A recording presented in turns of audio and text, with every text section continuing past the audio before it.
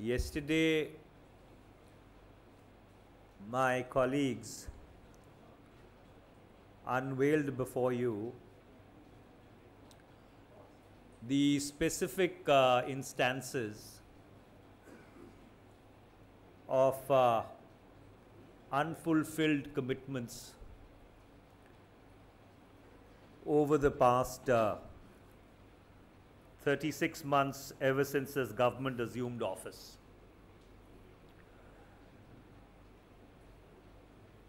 Today we would step back and evaluate the performance of this government on certain broad benchmarks, which would both give a sense and a feel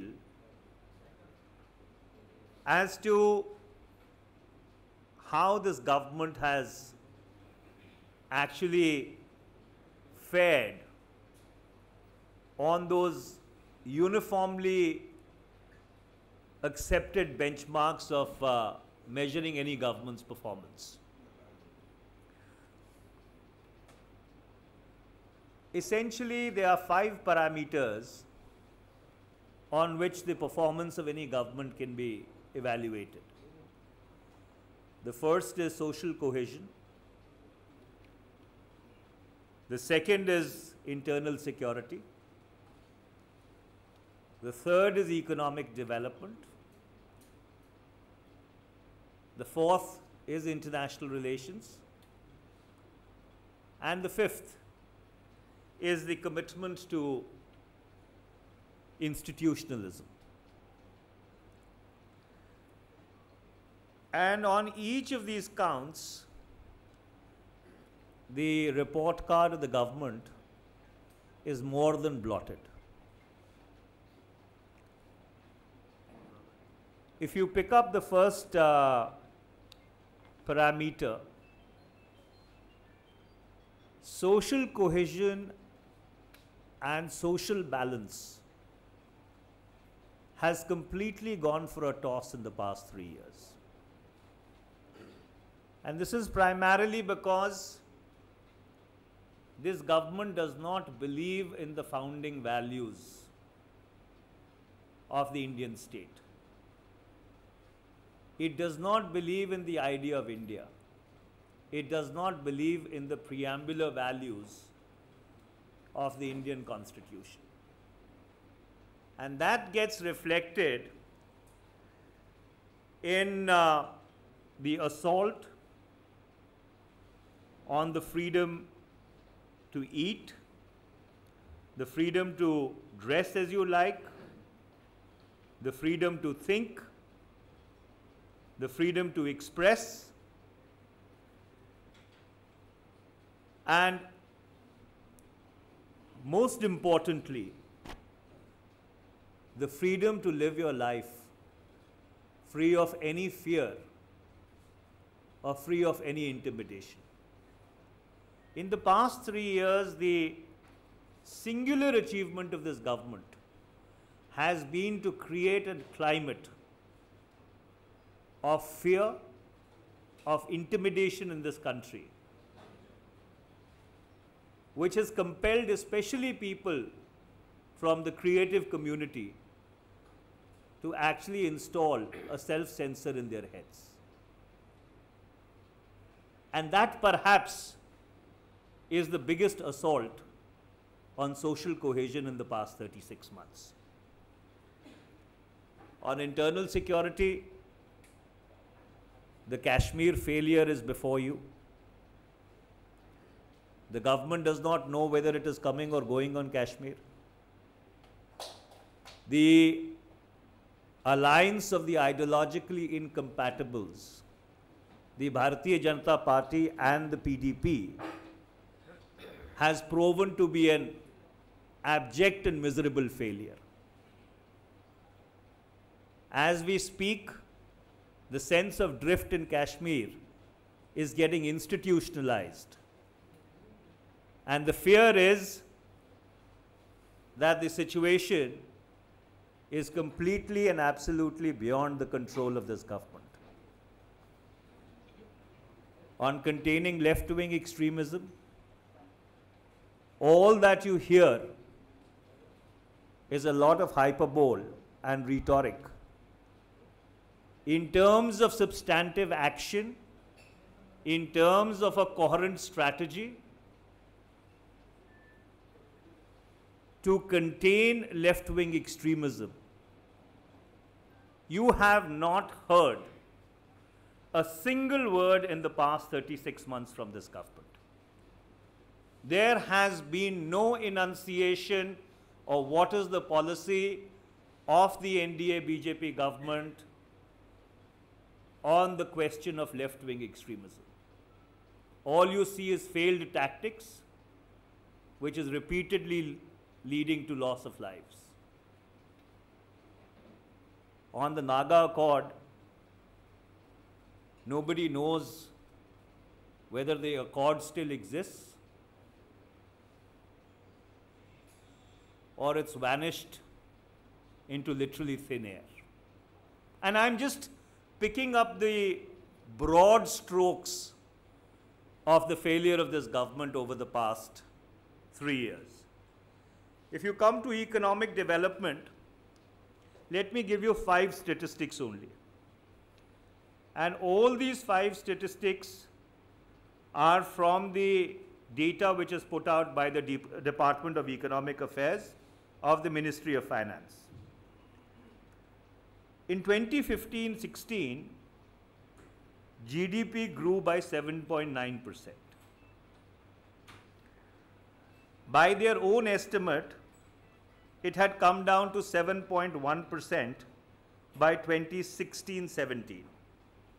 Now, if you dehorse the statistical jugglery of the base year, the Indian economy is actually growing at only 5.1%. And I'm not making comparisons here, but throughout the 10 years of the UPA government, on an average, at 2004-2005 as the base year, the Indian economy grew by 7.8%, despite the economic meltdown and the Eurozone crisis. Next, if you look at the index of industrial production, from the April to the February of 2015-16, so April 2015 to February 2016, IIP grew at 2.6%. Between the April and February of 2016 and 17, the index of industrial production grew by only 0.4%. So from 2.6%, there is a rollback of the IIP to only 0.4%. This is reflected in the data for the 8 core sectors of the economy, the 8 core infrastructure sectors.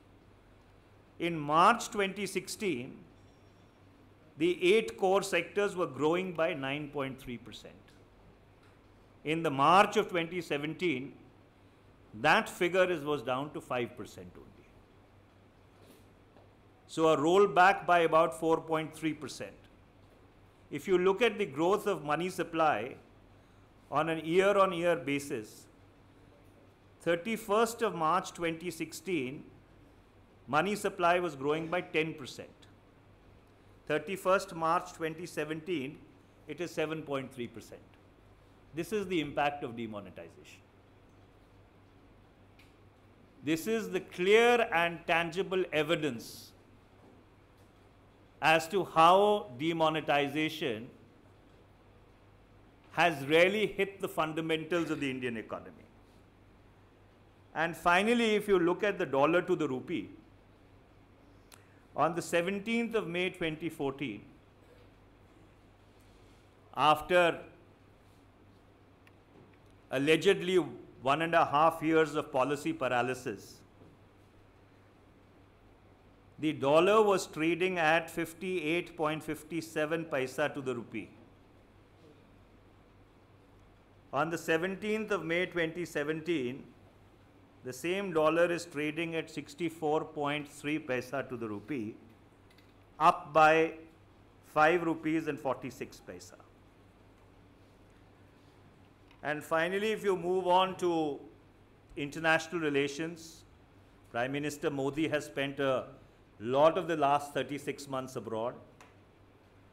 He has gone and addressed the Indian diaspora in multiple stadia, in multiple locations.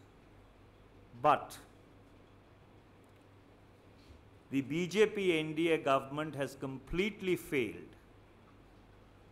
to maintain a balance between the United States, Russia, China, and the European Union. And nothing reflects this failure more than the conference in Beijing recently on the One Belt, One Road. Despite having a legitimate claim that the China-Pakistan economic corridor passes through territory illegally occupied by Pakistan, India was not able to carry even one country except Bhutan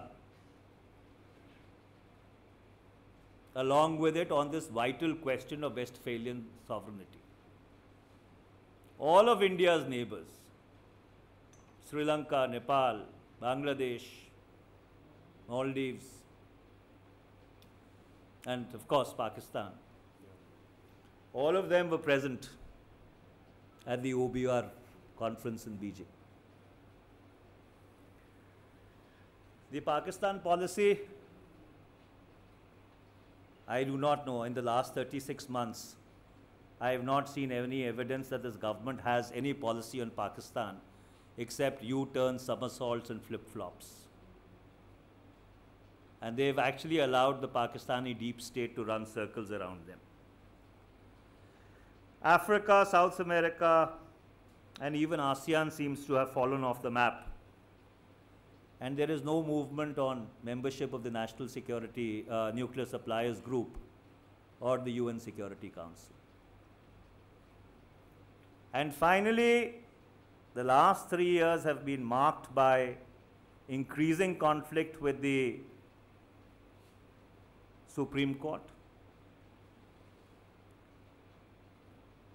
No Lokpal. After paying lip service to Lokpal over all these years, destabilization of opposition-ruled governments. So to conclude, इस सरकार के 3 साल का जो कार्यकाल है वो 2 वाक्यों में सम्मिलित हो सकता है. पहला कि मेरा भाषण ही मेरा शासन और प्रशासन है. तो जबानी जमा खर्च जितना मर्जी जमा करा लो, काम के नाम पे कुछ नहीं है. और दूसरा कि मेरा एक ही उद्देश्य है और वो है राजनीतिक द्वेष.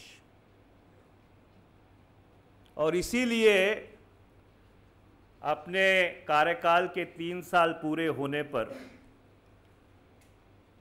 जो अज्ञानता और अहंकार का उत्कृष्ट सम्मिश्रण कल सरकार ने पेश किया,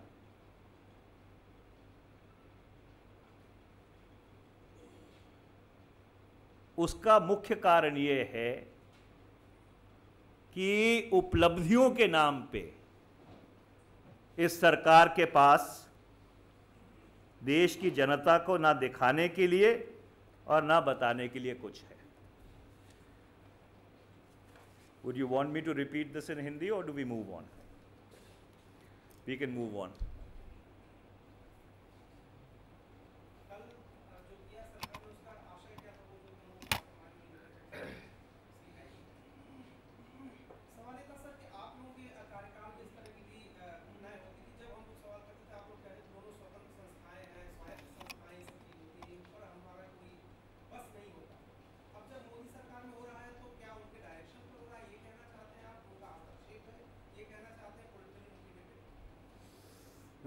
देखिए, आपका सवाल बहुत गंभीर है और सही भी है,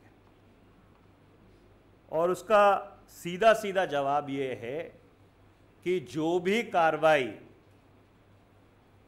विपक्ष के नेताओं के खिलाफ हो रही है वो पूरी तरह से राजनीतिक द्वेष से प्रेरित है, और उसका सबसे बड़ा नमूना ये है कि 16 मई को, जिस दिन सरकार के 3 साल पूरे हो रहे हैं और एक आशंका, एक भ्रम सरकार में है कि लोग हमसे हमारी कारगुजारी के बारे में सवाल पूछेंगे, तो लोगों का ध्यान अपने अधूरे वादे या बिल्कुल ना पूरे किए हुए वादों से हटाने के लिए ये कार्रवाई की गई है।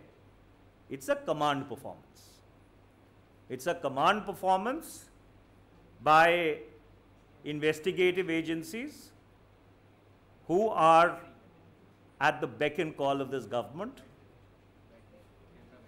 and with the presidential elections coming up and a nervous government not able to get its act together, it just puts 2 and 2 together.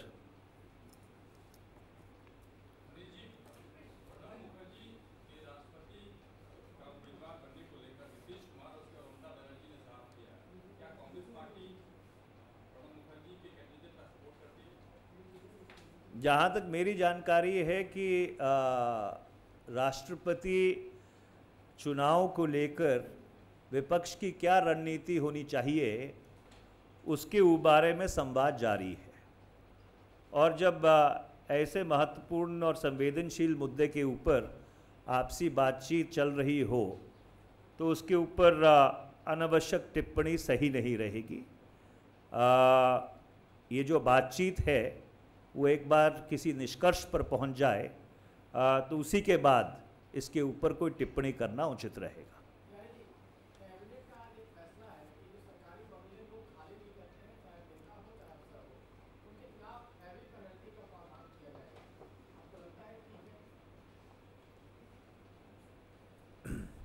देखिए, अगर सरकार ने कोई नए नियम सार्वजनिक किए हैं या उनकी घोषणा की है तो उनको संज्ञान में लेना ज़रूरी है, उसके ऊपर कोई प्रतिक्रिया देने से। पर लेकिन हर व्यक्ति जिसको कोई सरकारी मकान या सरकारी क्वार्टर अलॉटेड है, जब उसकी अवधि समाप्त हो जाती है तो उसको खुद ही खाली कर देना चाहिए।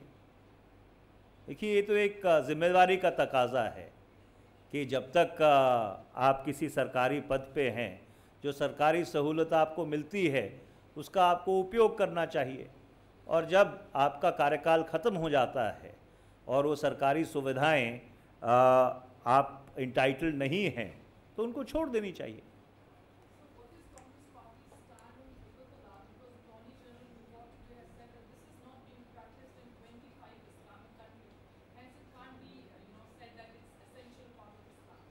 Triple talaq is being adjudicated in a court of law. A constitution bench of the Supreme Court is hearing the matter. All the parties to the Liz are making their respective arguments before the constitution bench.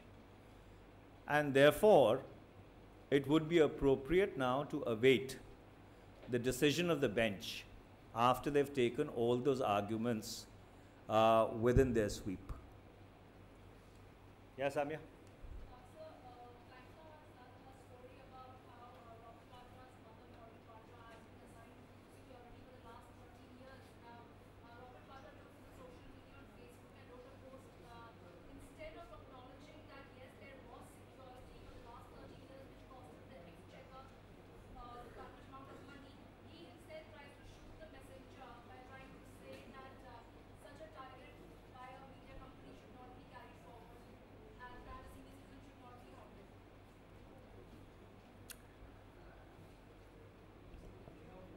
You know,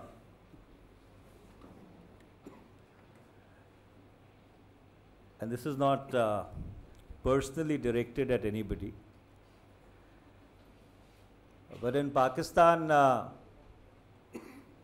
there was a phenomena. It was called the King's Parties. Unfortunately, in this country, we've started having the King's media also. Be that as it may, decisions with regard to grant of security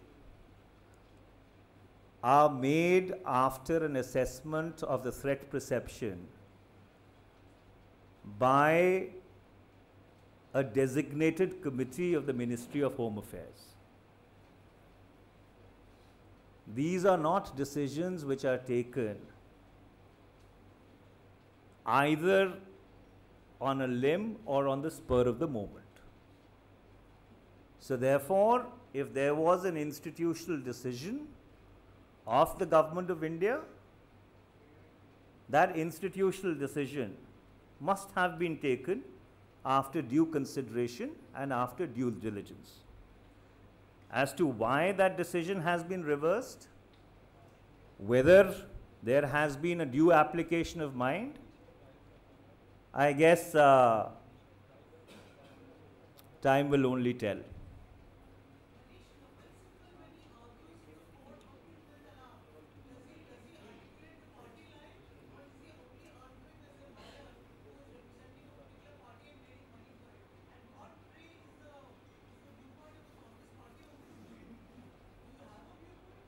Every client, every lawyer argues for his client in a court of law. As to whether he is remunerated by the client or not, that's between the client and the concerned lawyer. And I don't think it's appropriate for us to go into it. Insofar as we are concerned, I believe, and I am correctly instructed, that we do think this is a gender justice issue. But the reason why we have held our horses is primarily because propriety demands that when a matter is being adjudicated by the highest court, you should not substitute your own judgment for the judgment of the court. And since the hearing is already at a very advanced stage, and therefore most likely would conclude tomorrow, we would have a decision on this very soon. Yeah.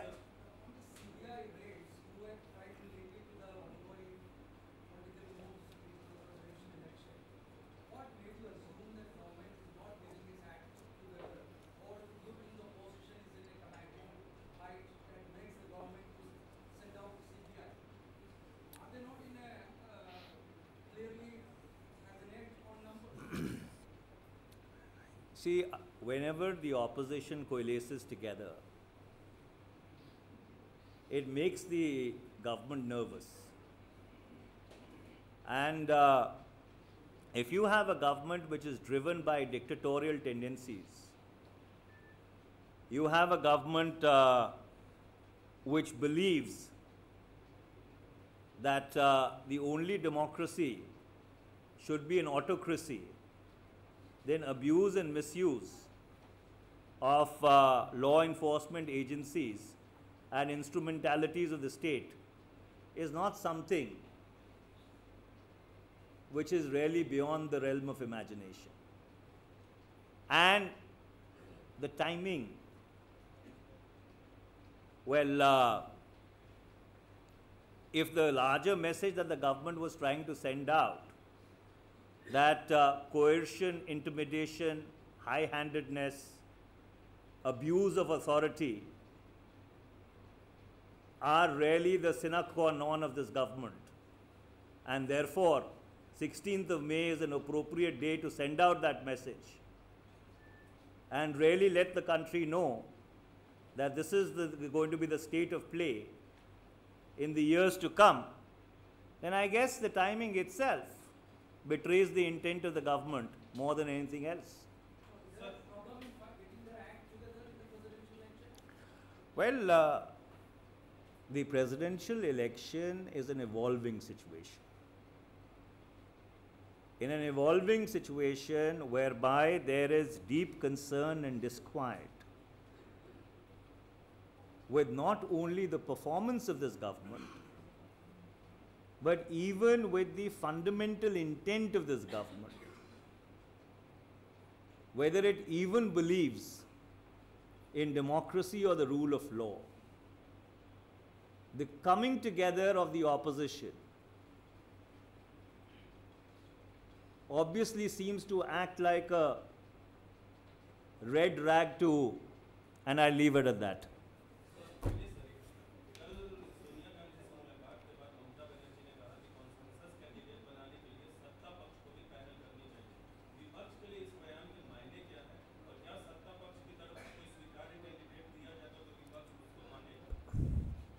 देखिए अंग्रेजी में से कहते हैं preponderance of probabilities, तो preponderance of probabilities पे जवाब देना बहुत मुश्किल है।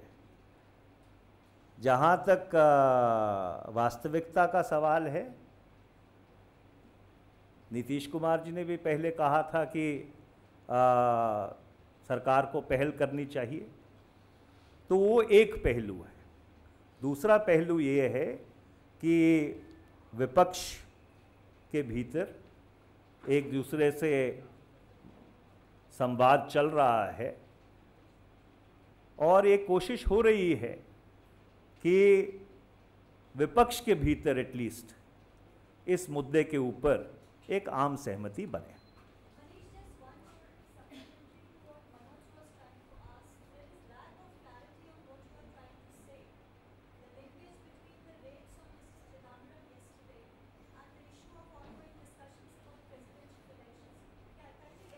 It's very simple. It's an attempt to intimidate the opposition. You see, after all, yes, after all, it is not only the raids in Mr. Chidambaram. There were concurrent raids on another important leader of the opposition, a former chief minister of a state, who has in the past played a pivotal role in bringing together an anti-BJP coalition. If you were to actually rewind back to the era between 1999 and 2004, the then Chief Minister of Bihar, Mr. Lalu Yadav, did play a very important role in trying to bring together all the anti-BJP forces. And ultimately it was because of the efforts of the Congress party, the Congress president, and some other opposition leaders that you did see a United Progressive Alliance come into existence, which then governed this country for 10 years.